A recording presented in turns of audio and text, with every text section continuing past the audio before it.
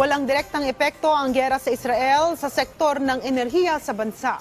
Ayon kay Energy Assistant Secretary Mario Marasigan, hindi exporter ng energy ang Israel at malayo ito sa pinagkukunan ng produktong petrolyo ng bansa.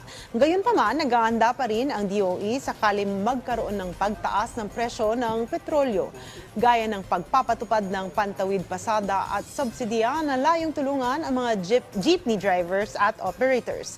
Dagdag ni ASEC Marasigan, walang pagkaantala sa pagsulong ng mga transmission projects at energy power plants ng DOE. Palala ng DOE, kailangan pa rin ng masinop na paggamit ng kuryente at produktong petrolyo.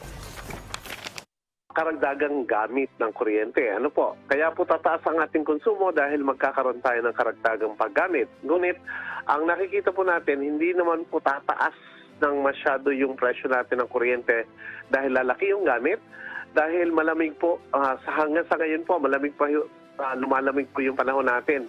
Hindi pa po talaga pumapasok yung tinatawag nating El Nino. Kung kaya't medyo may kababaan pa po ang konsumo